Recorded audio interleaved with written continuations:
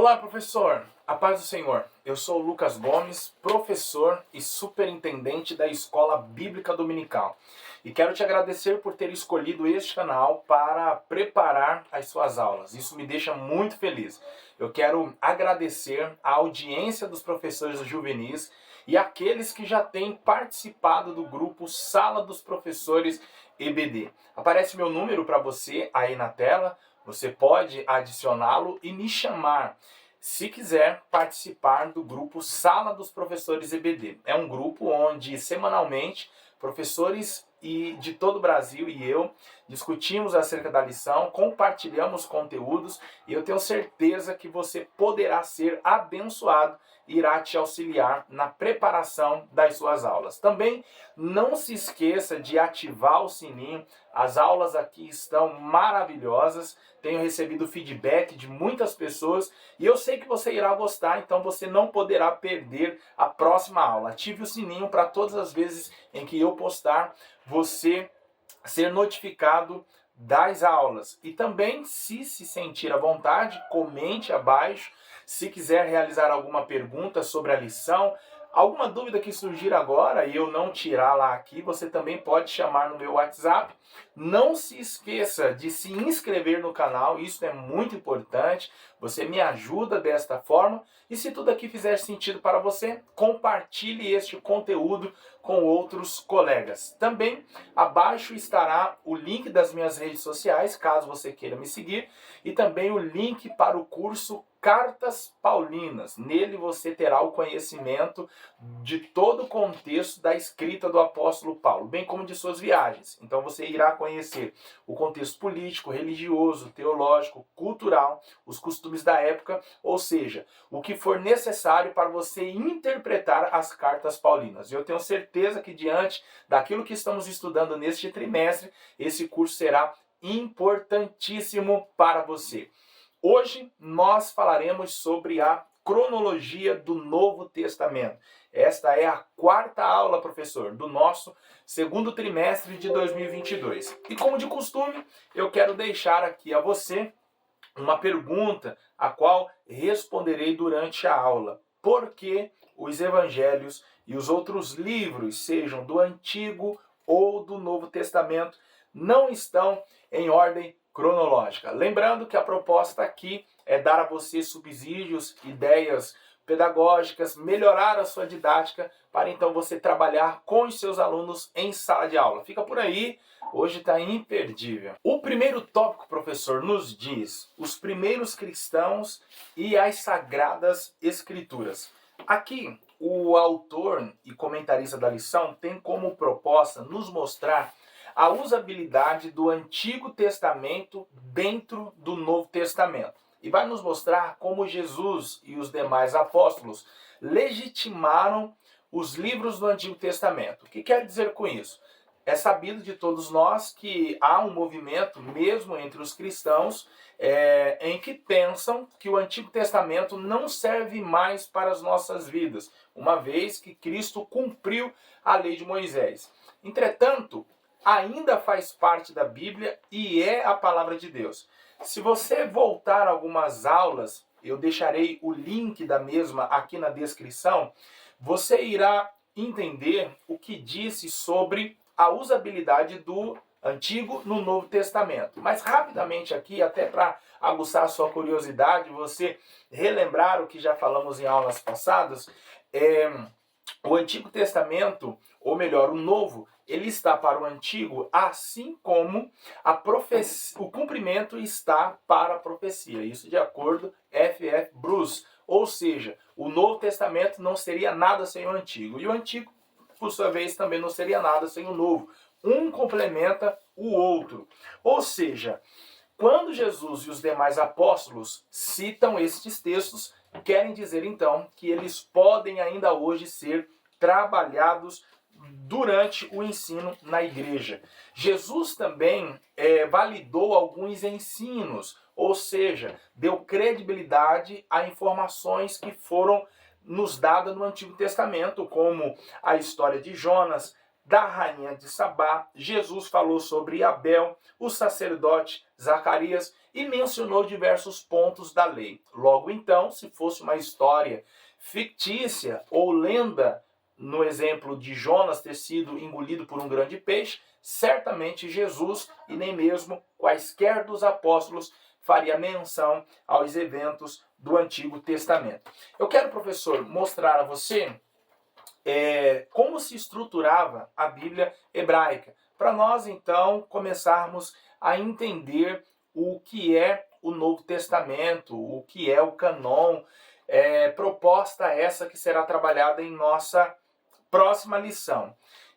Se você me chamar no número que está abaixo aí, eu irei enviar você este material em PDF, tá bom? Para você também mostrar aos seus alunos em sala de aula.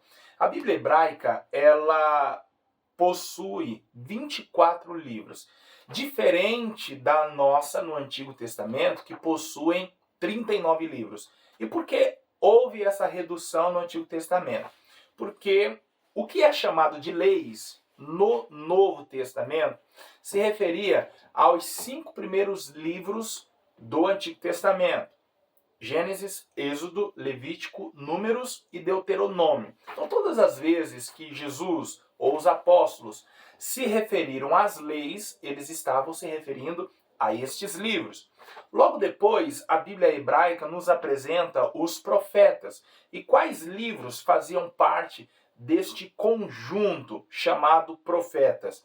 Ele era dividido, ele tinha 2 subdivisões. A primeira, chamada de profetas, estavam os livros de Josué, Juízes, Samuel, Reis, e os últimos profetas, era a segunda parte, tá? A segunda subdivisão. Estavam os livros dos profetas Isaías, Jeremias, Ezequiel e o livro dos 12 profetas. Enquanto na nossa Bíblia, que segue a ordem da Septuaginta, nós temos aí os 12 profetas menores divididos, ou seja, cada um com um livro específico: Malaquias, Oséias, Amós, Obadias, Joel. Na Bíblia hebraica nós tínhamos um único livro chamado o livro dos 12 profetas. E aí depois, então, quando no Novo Testamento se fazia a referência, os profetas estavam se referindo aos eventos e às profecias destes livros que aqui citei. E a terceira e última divisão da Bíblia hebraica eram os escritos. E quais eram os escritos? Salmos, Provérbios, Jó, e depois os livros dos 5 rolos, a qual eram Cantares de Salomão, Ruth, Lamentações de Jeremias, Eclesiastes, Esther, e finalmente Daniel, Esdras, Neemias, que era visto como um único livro, e não como na nossa Bíblia, que segue a ordem da Septuaginta. Esdras, um livro separado de Neemias, e Crônicas, que também era um único livro, ou é um único livro na Bíblia hebraica, enquanto na nossa é dividido em 1º e 2º Crônicas. Da mesma forma também, os livros de Samuel não têm a divisão de 1º e 2º Samuel, os livros de Reis não têm a divisão como na nossa, 1º e 2º Reis, é somente Reis. Então, por isso que na Bíblia hebraica, ela tem uma quantidade de livros menor. Entretanto, possui todos os nossos 39 livros da parte que chamamos de Antigo Testamento. Então, quando no Novo Jesus e os apóstolos citavam as leis, se referiam aos 5 primeiros livros. Quando citavam os profetas, todos os livros que aqui citei a vocês, inclusive Josué, que era visto como um livro profético. Sentiu a diferença? Na nossa Bíblia, que segue a ordem da Septuaginta, ele está como um dos livros históricos, tá bom?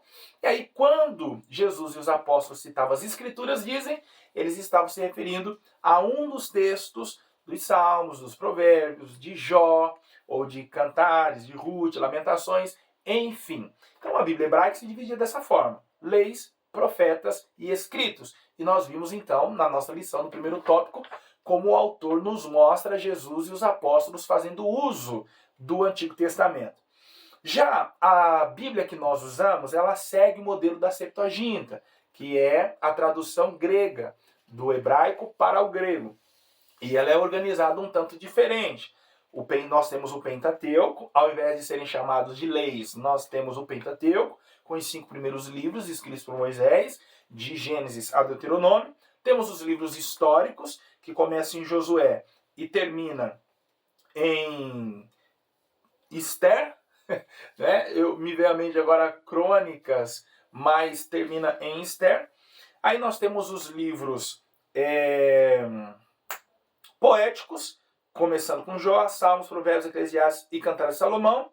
Os profetas maiores, Isaías, Jeremias, Ezequiel e Daniel. E por último, os profetas menores, a começar por Oséias e terminar em Malaquias. Então, o nosso Antigo Testamento obedece essa ordem. Então é por isso que quando no Novo nós vimos uma referência aos profetas, normalmente nós imaginaríamos aí que se referia somente aos livros de Isaías, Daniel, Ezequiel e os profetas menores. Mas essa referência aos profetas seguia a ordem da Bíblia hebraica. E aí estavam inclusos os livros que eu te falei que na nossa referem-se aos históricos. Josué, Samuel, Reis, enfim.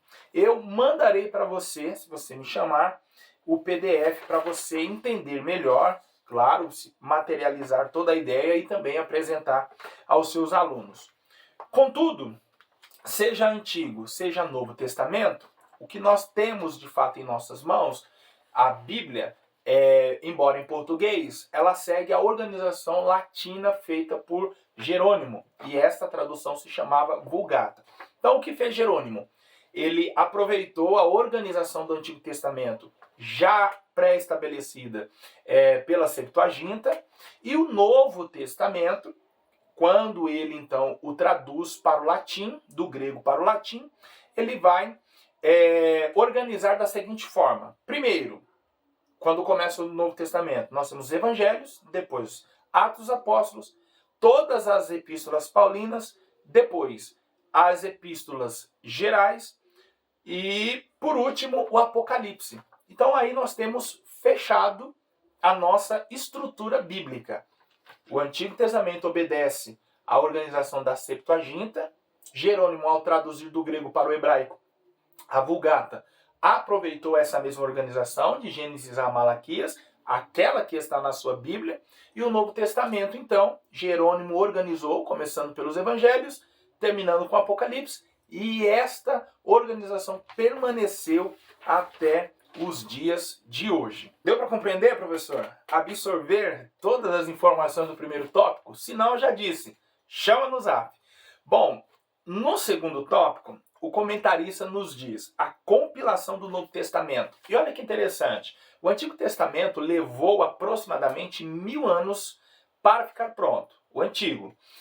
Moisés começou a escrever lá por volta do ano 1500 e Esdras e Neemias terminaram toda a compilação ali logo após Malaquias, já aí nos seus 500, 400 e alguma coisa antes de Cristo. Então nós temos aí um pouco mais de 1000 anos para a escrita de todo o Antigo Testamento. Entretanto, o Novo vai levar pelo menos 5% de todo este tempo para ficar pronto. Até o ano 100 depois de Cristo, todas as cartas, todos os evangelhos, inclusive o Apocalipse, já estava pronto. Nós temos aqui, de acordo às informações do comentarista, as primeiras cartas que foram escritas, no caso de Tiago, entre 45 e 49 depois de Cristo, a terminar com o Apocalipse e o Evangelho de João, já próximo ao final do primeiro século. Eu achei muito legal a ordem que o comentarista nos apresenta aqui no terceiro tópico. E aí ele vai nos mostrar 3 possíveis formas de organizarmos o Novo Testamento. A primeira delas é nós dispormos de acordo à tradução da Bíblia, a Vulgata, como eu disse a vocês. A primeira forma que nós podemos organizar o Novo Testamento é de acordo à Vulgata, e de fato é a maneira em que está. Só recapitulando, Jerônimo aproveitou o que já tínhamos no Antigo Testamento enquanto organização com base na Septuaginta e estabeleceu a ordem do Novo. É essa a organização que nós temos. A segunda possibilidade de organizar o Novo Testamento, o comentarista nos diz que organizarmos de acordo com as datas em que foram escritas. Então, o Novo Testamento não começaria com Mateus, é isso que ele quer dizer. Se fosse na ordem que foi escrito, começaria com Tiago, seguido da carta de Paulo aos Gálatas, 1º e 2º Tessalonicenses, depois 1º e 2º Coríntios, e aí sim, o primeiro evangelho, o de Marcos. Observe a coerência de todos os escritos, porque Tiago escreve muito antes de Marcos e não está fora de sintonia com Marcos e nem quaisquer dos outros evangelistas, assim como também o apóstolo Paulo, que já tinha escrito aos Tessalonicenses, aos Gálatas, já tinha escrito aos Coríntios, aos Romanos, muito antes de Marcos ter escrito o primeiro evangelho. E uma informação aqui importante, embora Marcos tenha escrito, quem narra é Pedro. Ou seja, Marcos ainda era muito jovem quando Jesus aqui esteve desenvolvendo todo o seu ministério. E então Pedro narra a Marcos tudo o que aconteceu no ministério de Jesus e esse então escreve. Então Mateus escreve como uma testemunha ocular, Lucas escreve a partir de testemunhos e também certamente dos relatos que ele ouve dos apóstolos, uma vez que ele acompanhou Paulo nas suas viagens missionárias e com certeza teve contato com Pedro, com Tiago e com os demais apóstolos. João escreve também a partir de uma visão ali em primeira pessoa, né? Ele foi uma testemunha ocular. Marcos não foi. Contudo, embora Marcos não tenha sido uma testemunha ocular, porque não andou com Jesus, mas recebe as informações de Pedro, ele é o mais confiável. Por isso que nós vimos na aula anterior Lucas bebendo muito da fonte de Marcos, Mateus bebendo muito da fonte de Marcos, pois escreveram depois deste. E aí o comentarista também fala sobre a formação do cânon. Então, em 50 anos, tudo já estava pronto. Todos os livros do Novo Testamento. O que vai demorar mesmo é a validação destes, ou seja, a canonização dos livros do Novo Testamento. E, para você que não sabe ainda, ou você que sabe, eu quero te falar sobre o que significa cânon. Cânon significa cana, algo que é reto. Então, todos os livros que fizeram parte do cânon são os livros que são reconhecidos como inspirados pelo Espírito Santo. Lembra da aula anterior que o comentarista falou sobre a inspiração divina mais as mãos humanas? E eu expliquei a vocês o que isso queria dizer. Se você não assistiu, volta na aula 2. Repito, vou colocar aqui o link dela para que você assista, porque teve muita coisa legal, embora você já tenha lecionado lá na sua igreja. É importante voltar para entender a explicação que dei e aproveitar muita coisa na aula de agora, tá bom? Então, os livros, eles levaram aí muito mais tempo para serem canonizados, serem validados, serem de fato aceitos por toda a igreja ali como inspirados. Então, houve uma seleção. E essa seleção, quando a gente fala de seleção, às vezes passa a ideia... eu estou só procurando aqui onde é que o texto começa, tá bom? Quando a gente fala de seleção, passa uma ideia para alguns de conspiração, com qual intenção alguns livros foram postos e outros foram retirados. Vamos com calma, certo? Não é porque houve uma seleção que quer dizer que a banda tocou de qualquer jeito. Houve critérios para se escolher quais livros fariam parte do cânon ou do Novo Testamento e quais livros ficariam fora. Ninguém os selecionou por simpatia. Eu gostava de Pedro, então esse texto vai. Não, Pedro não estava muito bem nessa época, então esse texto fica fora. Eu não gostava de Paulo, então eu vou deixar esses textos fora. Eu gostei de Paulo, vai esses textos. Não. Houve uma criteriosa seleção e eles foram rigorosos, estabelecendo critérios. Quais critérios? Apostolicidade, ou seja, foi um apóstolo que escreveu, ou alguém que andou com o apóstolo, como o caso de Marcos, embora não tenha sido apóstolo, mas andou com o apóstolo. É o caso de Lucas também. Não foi um apóstolo, mas andou com um apóstolo. Isso então quer dizer que ele aprendeu aos pés de alguém que esteve com Jesus. E a questão da apostolicidade se refere ao fato de Jesus ter dado autoridade a esses homens. Logo, o apóstolo estava em pé de igualdade com o profeta no Antigo Testamento. A vontade de Deus era entendida a partir do profeta, pois com ele estava o oráculo, a palavra de Deus, através das leis, e quem importava era o sacerdote, e através do conselho, e este que importava era o sábio. O apóstolo, no Novo Testamento, é visto como o profeta, aquele que fala ou escreve em nome de Deus, e também como o sábio. Observe os muitos conselhos que Paulo deu, não somente à igreja, mas aos seus cooperadores. Um segundo critério que pode ser visto, de acordo com Norman Geisler, é a aceitação da própria igreja. Se esses textos não tivessem sido escritos pelos apóstolos, a própria igreja denunciaria a falsidade. Mas é verdade que muitas pessoas escreveram em nome dos apóstolos. Entretanto, o que foi analisado também no texto foi a inerrância. Uma das regras da hermenêutica é que a Bíblia interpreta a própria Bíblia. Isto quer dizer que não há perguntas que a Bíblia levante que ela mesma não dê a resposta. É um livro que traz consigo a sua interpretação. Logo, qualquer pessoa, com o auxílio do Espírito Santo, pode entendê-lo.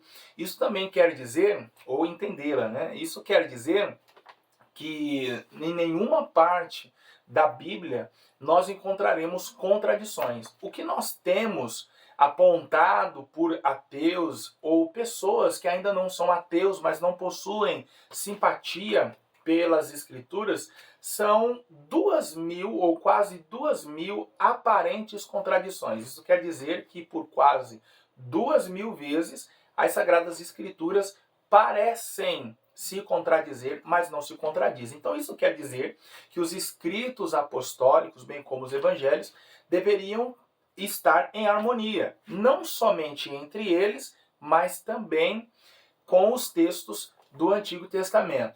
A terceira prova de que esses textos foram inspirados é que os próprios apóstolos citaram textos um dos outros. Nós vamos ver, por exemplo, o apóstolo Pedro citando textos das cartas do apóstolo Paulo, dizendo que eram difíceis de entender. Isso então está querendo nos mostrar que Pedro está legitimando a escrita do apóstolo Paulo.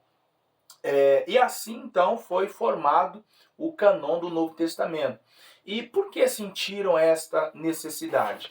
Os apóstolos já tinham morrido, aqueles que andaram com os apóstolos já haviam morrido. Logo, na época em que o cânon é formado, no quarto século da igreja, a mesma estava sendo ameaçada com falsas doutrinas. Então era preciso encontrar um apoio nas Escrituras e principalmente com aqueles que andaram com Jesus para então defender a igreja. Aí surgiu a necessidade então de reunir todos os textos em uma única Bíblia. No quarto tópico, que tem por título A Cronologia dos Fatos, o comentarista nos traz uma informação interessante, na verdade um bom conselho, professor.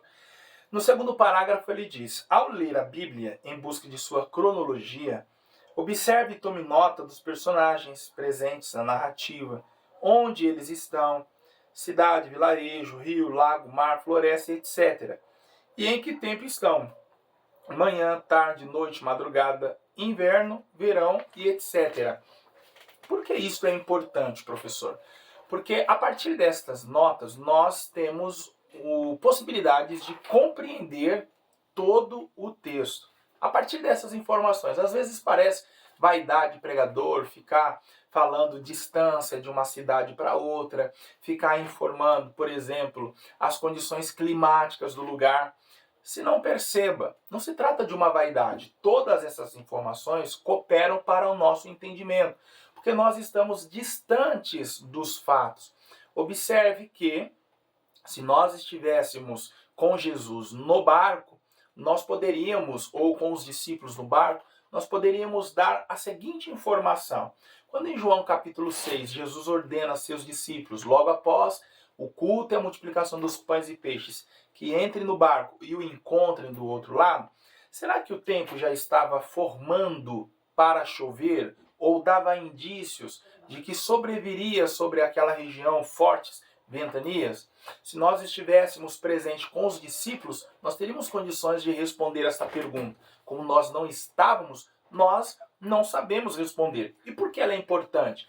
Porque se o tempo desse indicações de que haveria uma forte ventania, aqueles homens que eram experientes e conheciam o mar, certamente eles não entrariam naquela embarcação.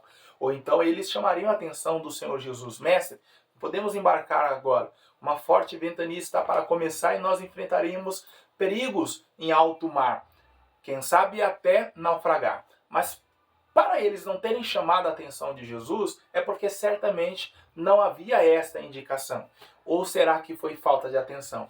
Pelo fato de nós não estarmos presentes para responder todos os possíveis questionamentos, nós precisamos então do auxílio da geografia, da topografia, o estudo dos mares, dessa região de Israel, para entendermos o porquê aquela tempestade começou. Então, tudo que nós pudermos tomar nota ao lermos a Bíblia contribuirá para o nosso entendimento. Mas, professor, caminhando para o fim, a pergunta que desejo agora responder é a que fiz no início. Por que não somente os evangelhos, mas toda a Bíblia não está em ordem cronológica? É porque a proposta de Deus ao usar homens para escrever os textos sagrados não foi contar uma história.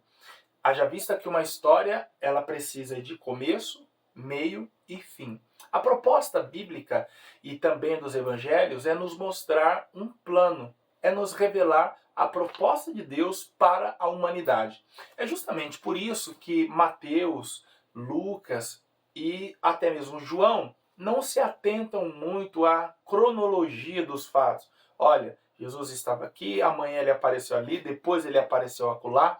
Nós percebemos que há uma certa apresentação do conteúdo sem a preocupação da sua ordem cronológica.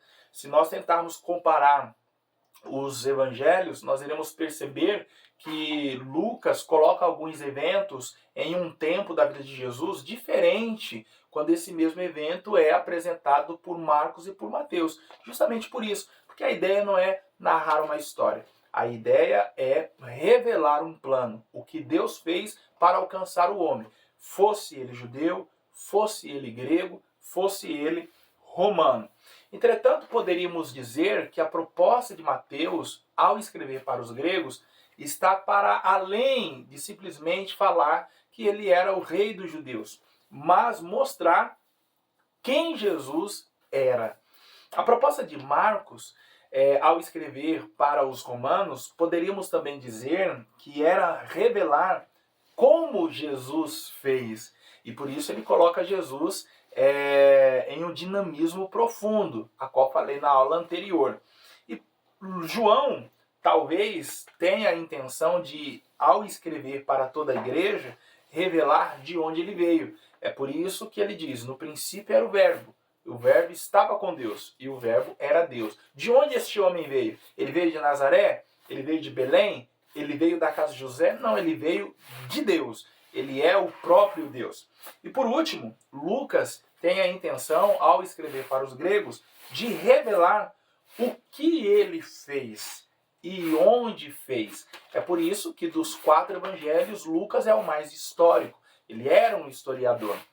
Então, ele dá mais atenção aos fatos dentro de uma ordem cronológica. É por isso que ele é o único a falar do anúncio do nascimento de Jesus, próximo ao anúncio do nascimento de João Batista. Ele vai dar detalhes do nascimento. Maria adorando ao Senhor, Zacarias adorando ao Senhor, Simeão adorando ao Senhor. Lucas vai dar alguns detalhes que os outros evangelhos não dão, porque ele tem esse olhar histórico, ele está atento às fontes, e ele mesmo diz ao Teófilo que a proposta dele é falar como tudo aconteceu.